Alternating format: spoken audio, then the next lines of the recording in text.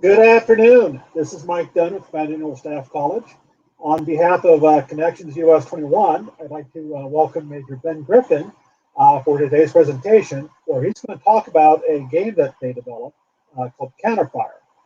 Um, goes without saying, but I will say it anyway, is that the thoughts and opinions expressed here are his own, and they do not represent the U.S. government, Department of Defense, United States Army, or the 1st Infantry Division. On that note, Ben, welcome. Take it away. Thank you, Mike. I really appreciate it.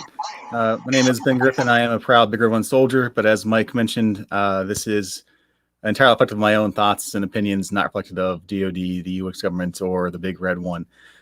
So as Mike mentioned, this is about Counterfire, which is a tabletop training aid we made as we were thinking through how we can do a better job linking our sensor to shooter, particularly as we were thinking about the future, kind of the next 5-10 years of our pacing threats and what we're looking at with regards to large-scale combat operations.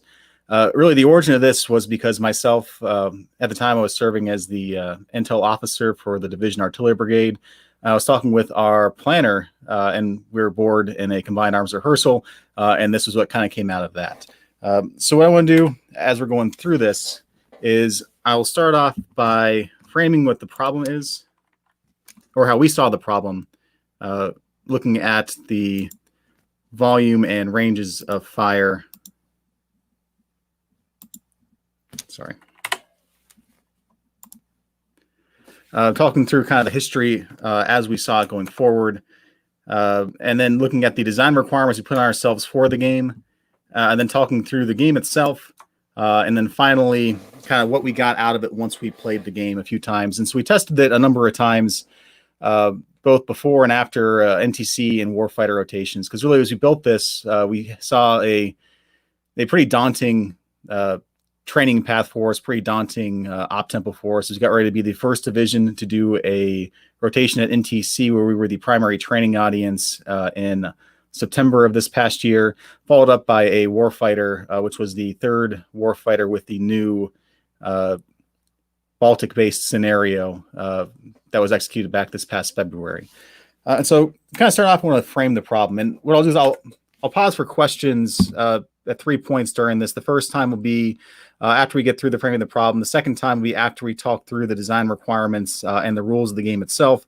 And then the third time will be at the end of the presentation once we kind of get to the conclusion. So we'll begin here with sort of a brief history as we're looking at this period since 1991, since the end of the Cold War. And at my core, I'm a historian, and so I was going to kind of do this. And so really what we saw with Desert Storm was the spectacular success of the air-land battle.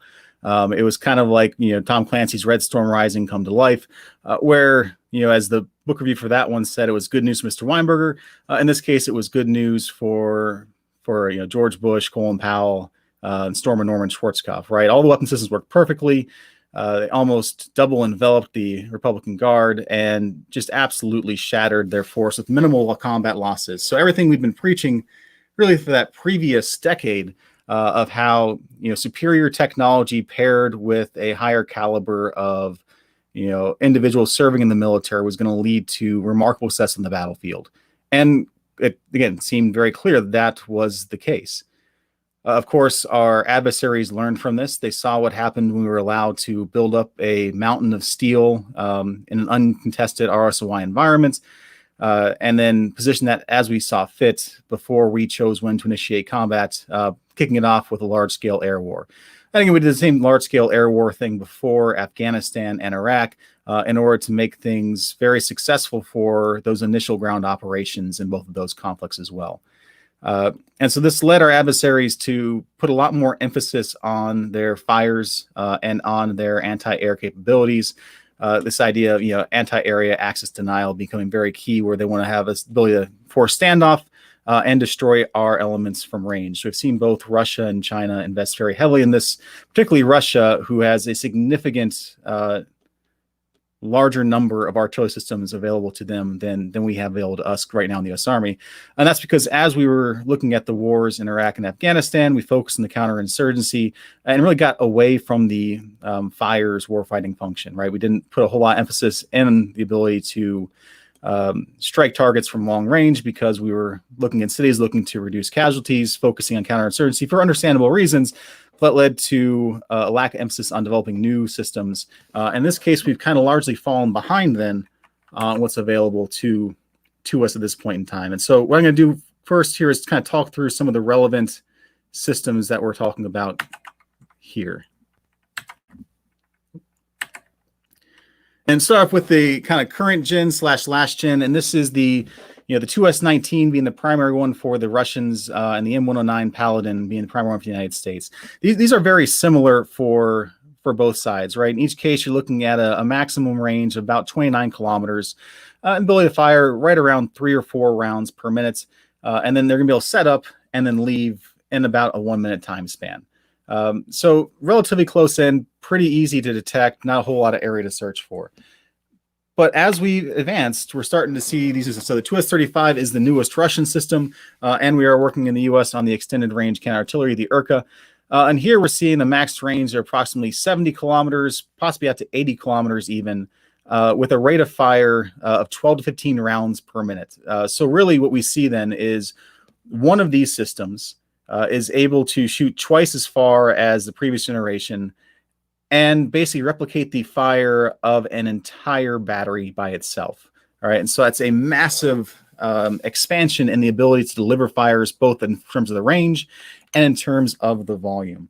And so kind of drive this home, we can look here. So if we're sitting in the Lewis and Clark building at Fort Leavenworth, which unfortunately we're not and have to do this distributed, but with the legacy systems, you'd be able to shoot out to that blue ring. That gets you to about the Kansas City airport. So a little bit across the river into Missouri, but that's what you can do with the 109 and what you can do with the 2S19. What you're looking at with the Urka and with the 2S35 is you could encompass pretty much all of Kansas City. So firing over top of the World War Museum to show how artillery has evolved in an indirect role since then.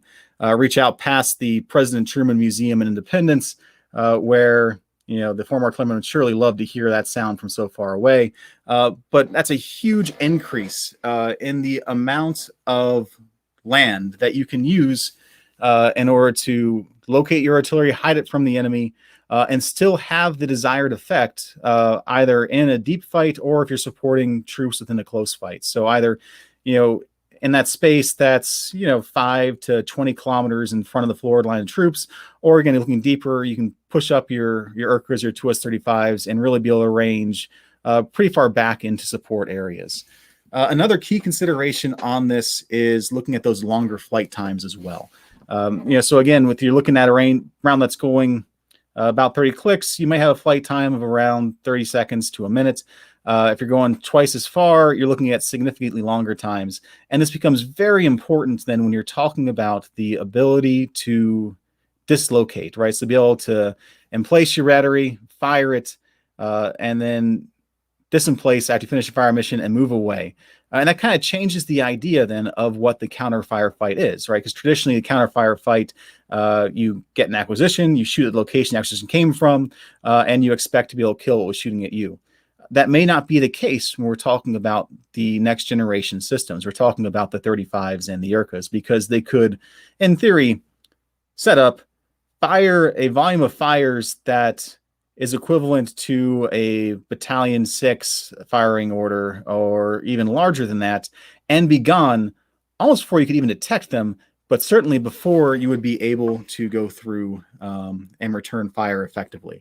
All right, and so we're talking about detection. That's looking at the counterfire radars. Here again, IL-220, 53 are kind of the prominent ones. And really these vary significantly by system and type of fire as far as the range goes.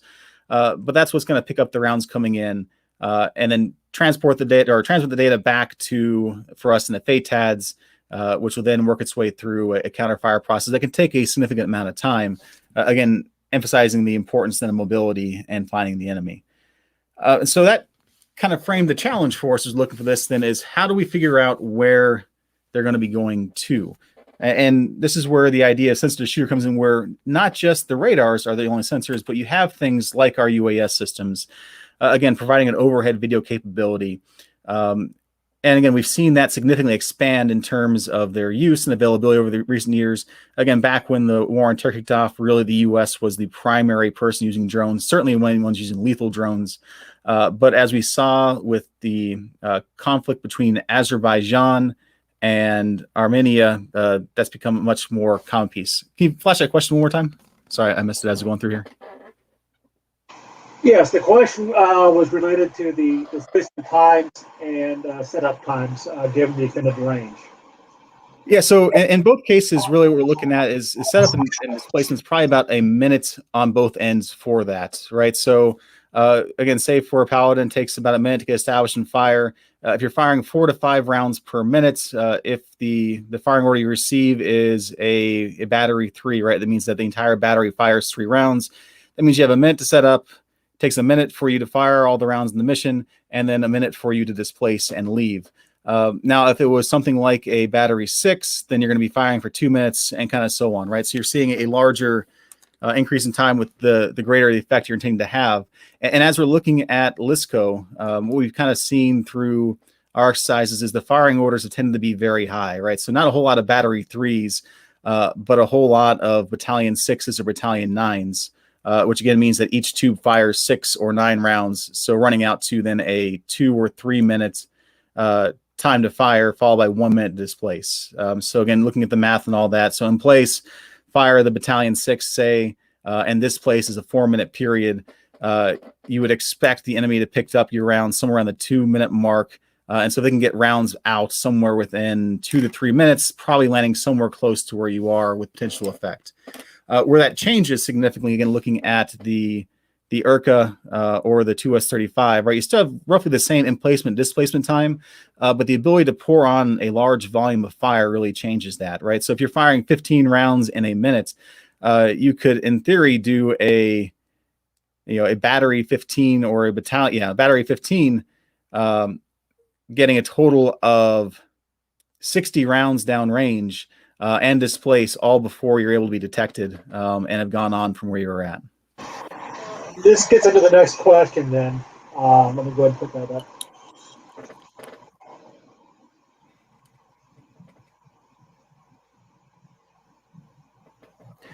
And so that can range very, very broadly, depending on really how good your people are and how much training you have. And that's something that we've been really working on, right? Because the radar into the FATADs can be pretty quickly. I mean, that's more or less instantaneous, but then it's processing it, doing things like clearing airspace, making sure the ground is clear depending on where that location is, if it's forward or not of the CFL, the coordinating fire line.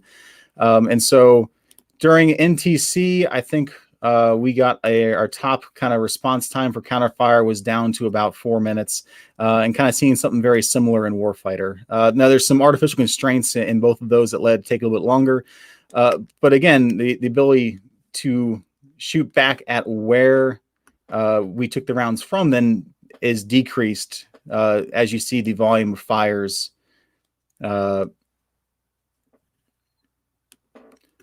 as you pick up the volume of fires kind of going forward from there. And so what we see as we're looking through this evolution of it, right, where again, they're firing 3 rounds per minute. For them to really have a large effect, they're going to stay there for several minutes to fire, which allows us to then kind of gauge a counter-fire response time of 5 or under, a pretty good response for us. As we're looking at the next generation of systems, that's just not going to be the case. We're going to be able to get the same volume of fires and be gone much more quickly. And we just cannot depend on where they're firing from and have to start looking towards where they're moving to then.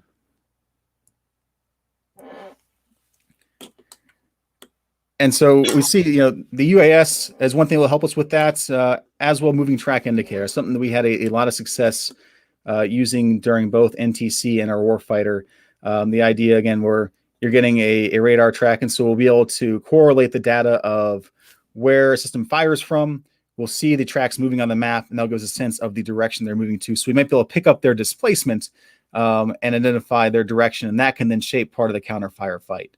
And so what we kind of came to the conclusion of was the really important thing for us to begin training our FDOs on to get better counterfire mission times and more accurate counterfire was in linking these sensors to the shooters and understanding the nature of the fight. And that's not so much about, I got shot at from here, so I shoot it there, but rather I got shot at from a location. Given the amount of time I expect for this counterfire mission to take, where should I then direct that counterfire to, using information from the UAS, using information from MTI, or using terrain analysis and identification of how the enemy fights in order to drive this counterfire fight instead. So I'll pause here for any other questions on this before kind of moving into the game design piece.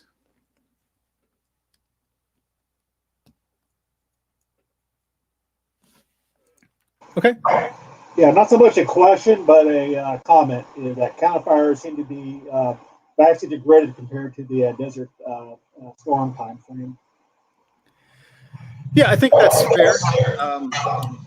Again, we're looking at the level of training of forces that we have, and just familiar with the systems is part of it too, right? We're getting it back into this enlist go is something that we kind of really just started to do again. The Davari that I was serving at the time had just stood up 2 years previous. Those have kind of come back. We're still looking at how we want to nest fire systems in there, and so getting back some of these traditional firing tasks is certainly something that we're working on as we're going through here. Yeah, and a follow-on question to that observation was talking about the 1 minute setup time. And again, a lot of that seems to be assuming that we do have full GPS precision network and timing capability, that we're not working in a GPS denied EW degraded environment. Yeah, I think that is definitely a part of it, is assuming right now non-GPS denied, because most of our rounds are based rounds. Something that the Russians and the Chinese will have less of a problem with, as they did not go that route. Though at the same time, when we're talking large-scale combat operations, the level of accuracy needed is a little bit less. And so I think, if we're talking about, do we need to drop this round within 1 meter? Probably not so much anymore. As long as we're hitting within about 100 to 150 meters with the volume of fires we need, we're probably still going to hit it. So I'm a little less worried about that aspect when we're talking about a regular artillery fight than I am about, again, just make sure the rounds are going in the generally right direction. I think really the important word there is, the scale. And that's something else that, we always need to work on as far as getting a lot more systems out there to be able to fire. But again, just talking about the sheer numbers of rounds that we've fired in all of our exercises, really in each case, we have fired more rounds than presently exist in the Army inventory. And so I think, well, the GPS aspect of it would be nice and ensure the precision. I think as long as we're playing horseshoes kind of in this case with that one. So we're not really talking precision guided munitions then. We're still talking your traditional HE fire missions? Yeah, for the most part in these ones. I think, again, it's going to be primarily HE. We might get some Gimlers in there as well. But again, even if the GPS throws them off by a little bit in the precision, it's still going to be close enough, I think, in this case. Okay, thank you.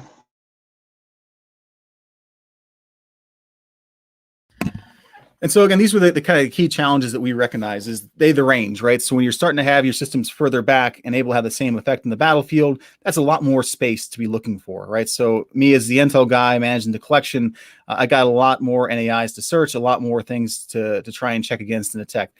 Access to targets, that's going to be a problem. So that gets to part of the question previously with regards to the EW degraded environment, but then also what systems are going to be able to range that deep. That's why we need the IRCA as opposed to the Paladin, given the range of the 2S35. The ability to detect them, again, that goes back to the access piece of, can we get either a drone in place?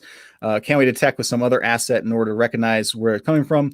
And then again, the pace of the battle. Again, I think something that we've seen in some of the recent conflicts, again, particularly looking Azerbaijan, Armenia, is how fast a lot of things took place there.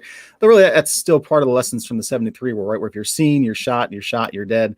And so I think that's certainly going to be the case here, with the greater challenge being there's a whole lot more ways to be seen than there used to be. So we decided to make a game for this. And so the objective we have for this, where we needed to emphasize the importance of sensor to shooter linkage. we needed to emphasize the importance of understanding the terrain of where units can and can't fire from and how it's going to shape their movements. Going to talk about survivability, the need to preserve your own combat power. This is particularly important as you're looking at NTC and Warfighter, where on the average for every battery of cannon artillery we had, the OP4 had at least 12. And so that was a pretty substantial overmatch in terms of just number of systems. Again, looking at the pace of the battle, get people used to operating without some assets. So how do you conduct fire missions without ISR? We didn't really get into the lack of GPS with this game, although I think it's something we could probably do with a little bit of modification pretty easy. And the idea of how you anticipate versus how you react, and the benefits and the risk associated with doing both of those things. We also wanted to make sure that it was not resource intensive, that this was something that you could just break out and play pretty easily. You could print it off without having to buy special markers, special pieces. Want to be fairly quick to play, so we set a cap on the game time of about 25 to 30 minutes per game. We want it to be very modifiable in the sense that you can adjust the rules, you can adjust the terrain, you can adjust the units in any way that suits the purpose of the mission that you have or the operation that you're planning for. It has to be realistic enough. Again, we're not looking for a one-to-one recreation. We're not looking to have a super strict sense of what can kill what, but more an idea of, hey, as long as we're hitting on these themes in a way that's memorable and captures the lesson effectively, then we're doing the good thing. It's got to be fun because people aren't going to want to use it if it's not fun. And again, they have to remember the training lessons that come from it as well. And so counterfire is what we ended up creating. So it draws heavily on Battleship. So a double blind setup where everyone's going to have their pieces and you're not going to know or be able to see where your opponent is positioning them. It's a turn-based game, but all the action that's going on in the game takes place simultaneously.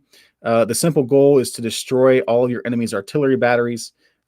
There is ISR employment. We give a UAS and GMTI, though, in a pared down role as far as detection range to make sure the challenge stays, and kind of to select. We can also turn that on and off in order to determine the availability of resources and get them used to some other ideas. The pieces are moving, though. That's the big difference between this and Battleship, right? So in Battleship, once you have placed your ships down, they don't move unless you're a cheater like my siblings were and move them around the background without me seeing them.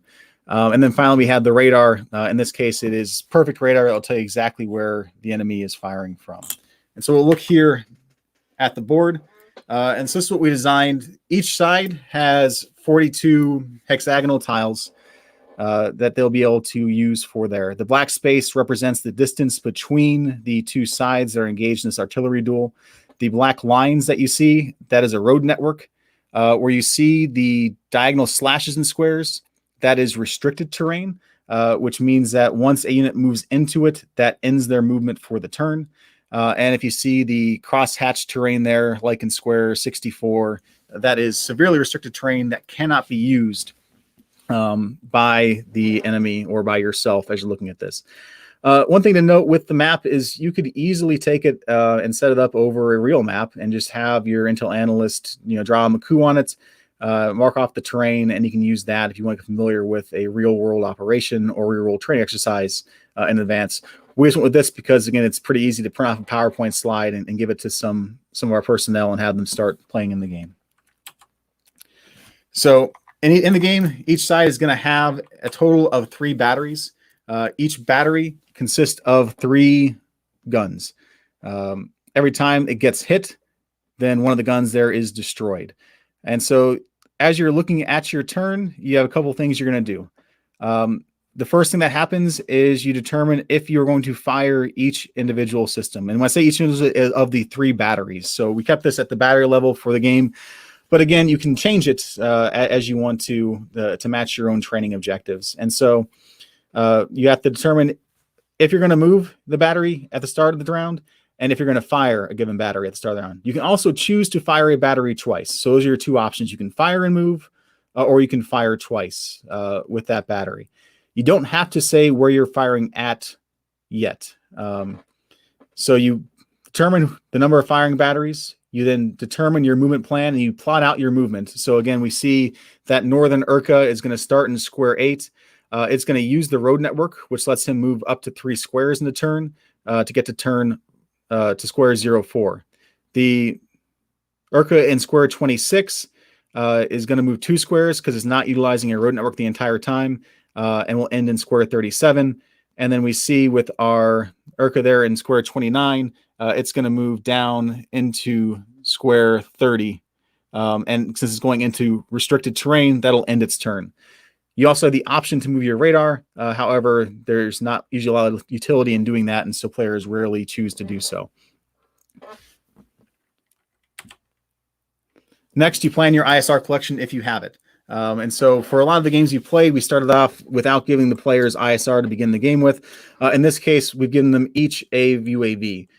For the UAVs, they're allowed to look at 3 hexagons, and they have to be connected. Right, so we see the red player, they're going to announce that they're looking at squares 10, 4, and 5. And the friendly player is looking at squares 65, 66, and 67.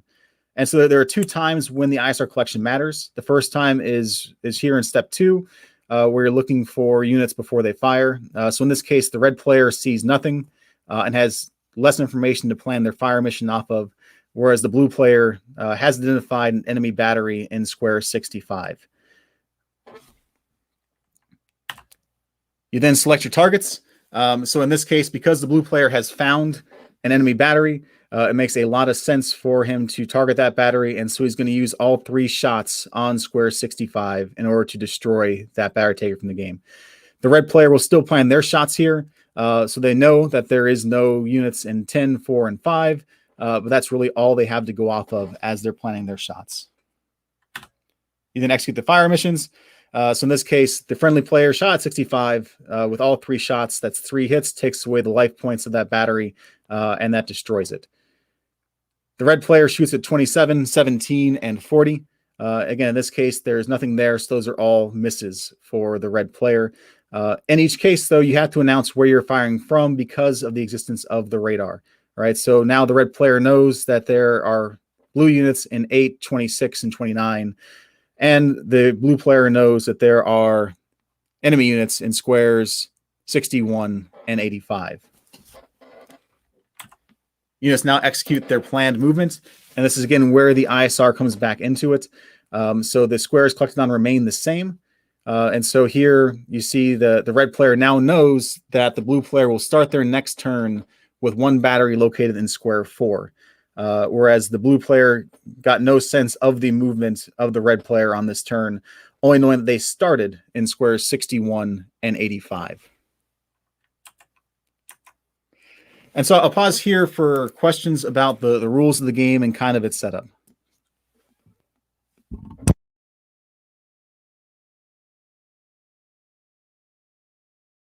Yeah, I think that's an interesting question. Does counterfire go away when howitzers fire on the move? I don't think so. Again, I think it just reemphasizes the importance then of that sensor-to-shooter linkage, right? You're still trying to destroy them as they're firing. You have the information where you're getting with the counter battery radar, so you still see, aided by a hint from the firing signature, and then looking at anything else you get sensor-to-shooter wise. And again, if you know that they're firing on the move, you get a general sense of the direction. Estimate rate of travel. There's a ways that you can kind of math that out. One area we had success even before we used this training aid was in one of our exercises ahead of a warfighter. We were having problems killing a simulated BM-30, an enemy kind of long-range missile. It's got a range of about 90 clicks. And that's the time when our fire mission was kind of going a little bit slow as far as procedures. We recognized we were about 6 minutes out from when we received the mission to when we were getting rounds on the target. And so I challenged my warrant officer as he was going through looking at this. Okay, hey, we know they fired from here. We know they're traveling roughly in this direction along this road. So how far can they be in 6 minutes and shoot there? And so that's ended up working out kind of, whereas we landed rounds in target. But then there was a great symmetry where the round that we had just basically, the grid square we basically just eliminated, we took fire from about 10 seconds afterwards. So real world, that would have been success. Simulation didn't quite work. But again, that's kind of how I think we see counterfire evolving in that environment. Then when you have things that can perhaps fire on the move, again, it needs to be fast and you need to understand the capabilities of the system.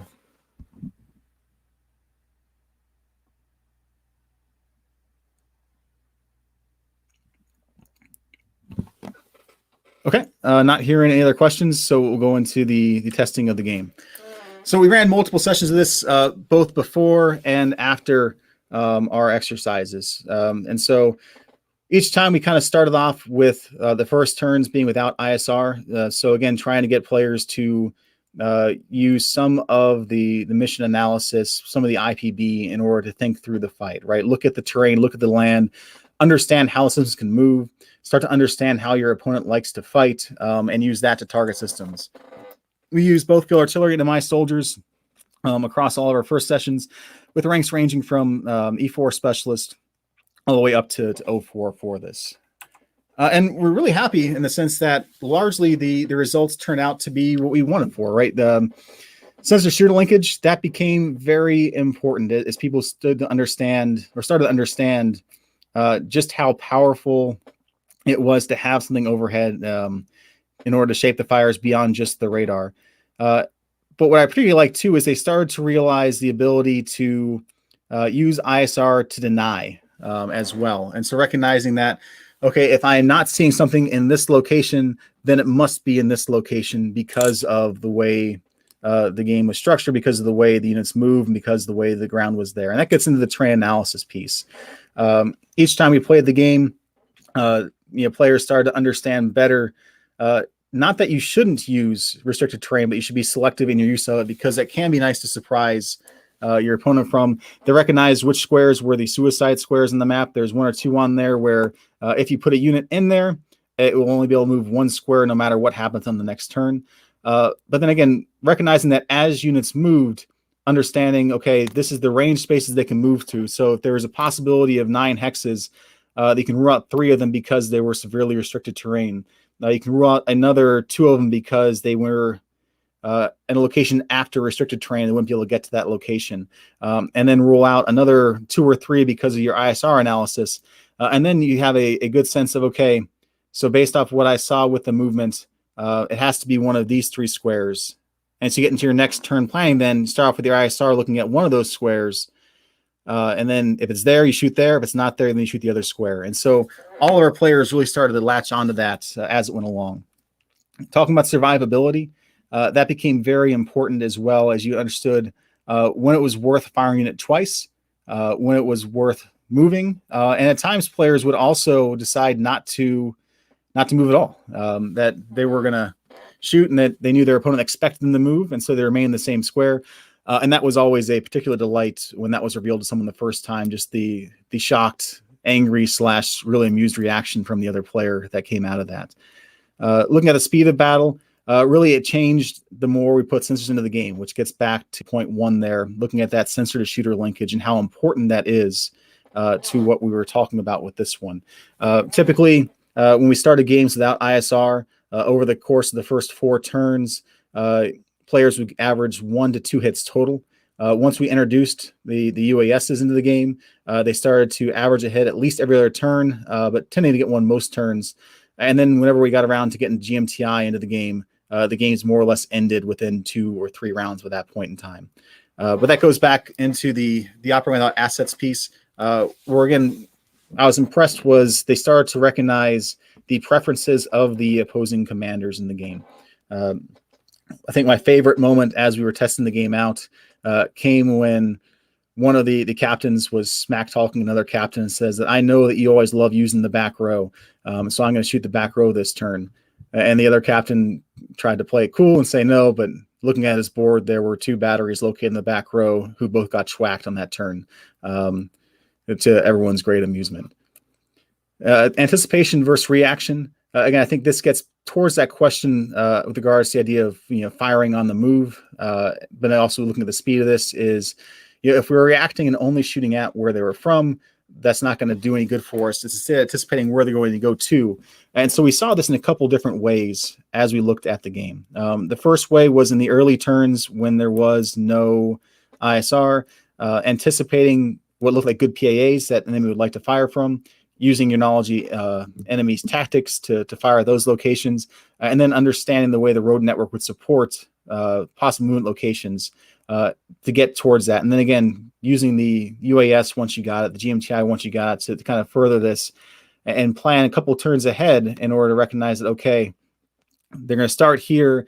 I expect them to go around this way. And so what we saw really is they were developing enemy courses of action as they were understanding the way their opponent was fighting, confirming or denying the decisions the enemy was making using the ISR, and adjusting their own plans accordingly. And so it got to a really impressive kind of miniaturized MDMP as they're looking at that, understanding the importance of decision points, understanding the importance of the ISR, and trying to shape your enemy's ability as well. And so, another time that was pretty interesting was when a player just kept looking at the same spot on the map with the ISR. That every turn they had, they made sure they're looking at one key intersection on the map with at least one of the squares, which then led the opponent to avoid that entirely.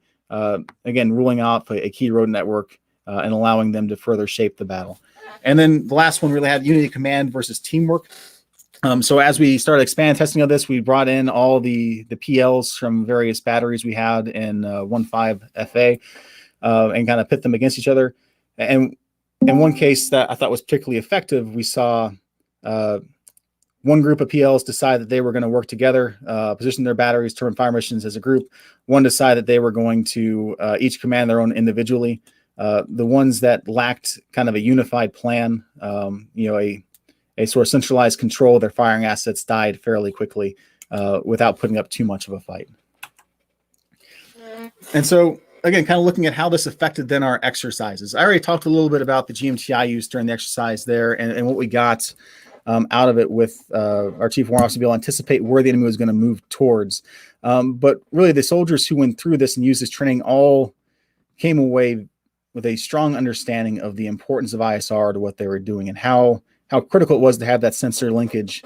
And so we saw, again, a decrease in our counterfire times over the course of the exercises as part of this, but then also increasing communication between the ops cells in both the Davarti talk, but also in some of the battalion talks and their intel cells, where they were really actively working together. So by the time we went to NTC, I had moved on from being the S2 Davarti to being the collection manager for the division.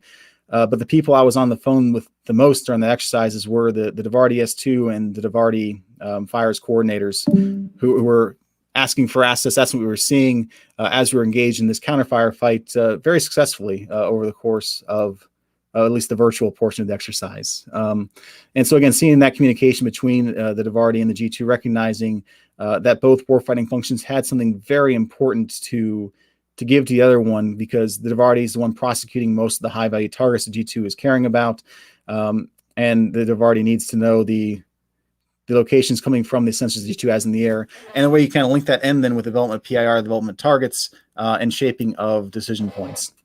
In particular, also recognizing the importance of timelines and how quickly this has to go.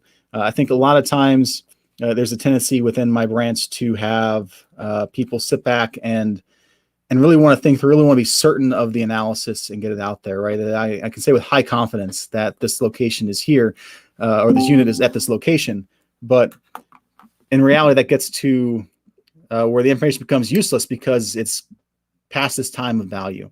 And so when we were looking at the changes inside of the ACE during both NTC and Warfighter, a realization that, okay, we have seen this target here, and now there's an immediate target decay that the clock starts running down, and we need to make sure that we can get everything down to, confirm the target, get it over the fires guys, and get the rounds out of the tubes fairly quickly.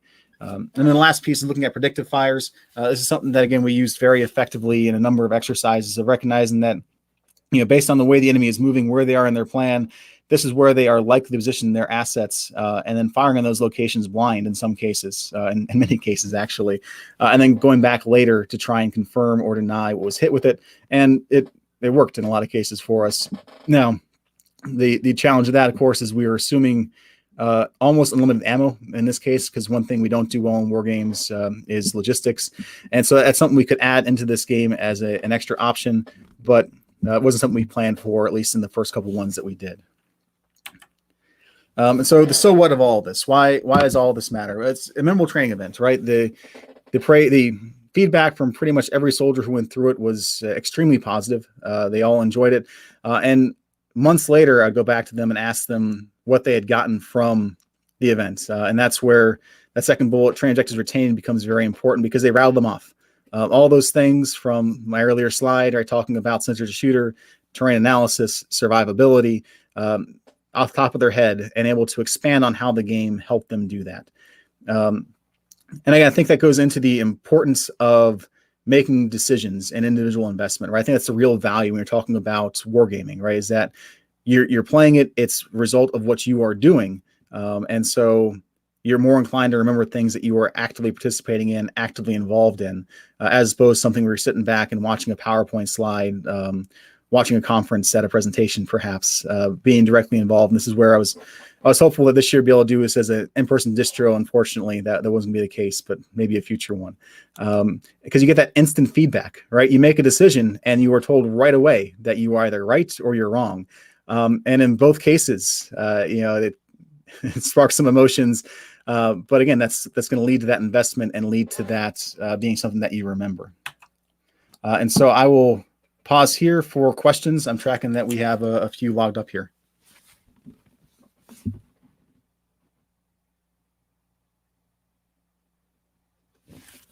Yeah, I think deception is really important. That's something that we don't do a great job of.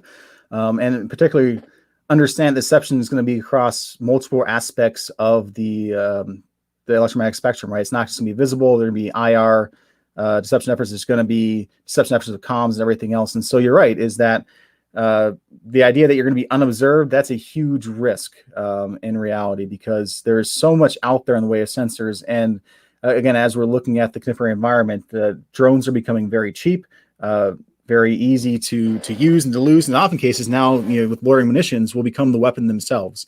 And so it's then, how do you hide yourself? How are you not seen with regards to survivability? And so we didn't get into things like swarming. We limited the number of ISR assets in this game. Again, it's something that could be expanded if someone wanted to do that. But then how do you preserve your combat power to the opportune moment, I think is important as well, right? And I think that goes into the balance then, looking at, you need to shape the environment, particularly you're looking at division of operations, right? That's the role of the Divardi. It's the role of the Jajic at the division, is to shape that deep fight to make the close fight a manageable one. But then when you do that, you expose yourselves. And then how do you expose yourself at a time when you think that an asset's not looking at you, or when you can confuse them as far as what they're seeing? Yes, I think so. And that's where I wanted to get into the idea that this game is supposed to be very modifiable. So counter UAS is something we've talked about quite a bit with regards to this. And so that's where we've looked at another marker. We're adding just an ADA system of some kind, in particular for the red player, given the prevalence of IADs and just the sheer number of them that they have right now. And so that way, then if the UAS enters into a certain bubble, then the UAS is lost for a couple of rounds, and then I will get that ISR feedback. I think you do something very similar with EW. We're looking at jamming. It's one thing we saw, during Warfighter, that the world-class OPFOR there at Fort Leavenworth did a very good job of establishing spaces they didn't want us flying over. I think that's something that we could do fairly easily with this game as well. Again, providing one or two jamming systems that have a range of 2 or 3 squares. Decoys, again, something else that we could add in there. Again, it all depends on kind of the scale that you want to do with this game and the level of education. So I think when we're talking about doing this at the battery level, I think keeping it more simple, more tactical focus makes sense. But as we're bringing it up to brigades and division staff, then absolutely, I think you can expand the scale of it, increase the number of people involved. There's no reason it has to be a 42 hex per side thing. You can double or triple that fairly easily, do the same thing with units, and you start bringing those other warfighting functions, right? So you start bringing in some of the jammer, some of the information operation stuff, bring in the protection assets, and that'd be good. Yes, the rules are absolutely available. They are hosted on the Georgetown University Wargaming site. Also, if you find me, I'm on Global. I'm happy to email you as well. benjamin.s.griffin4.mil@mail.mil. Looking at the littoral side, that is something that I had not thought of, actually. I think it makes sense. That's something that I have complained about in some of our exercises, that, really, I want a huge number of tomahawks hitting things before we kick off.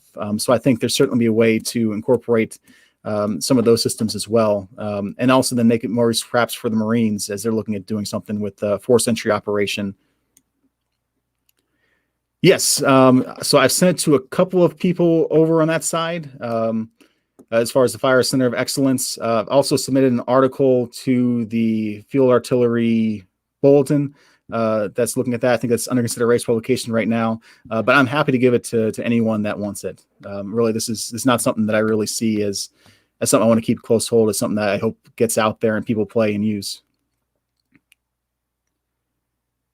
Yeah, I'd love to do that. Always happy to go on the road and do something. Again, it was just a matter of the timing for it. But by all means, that'd be a lot of fun.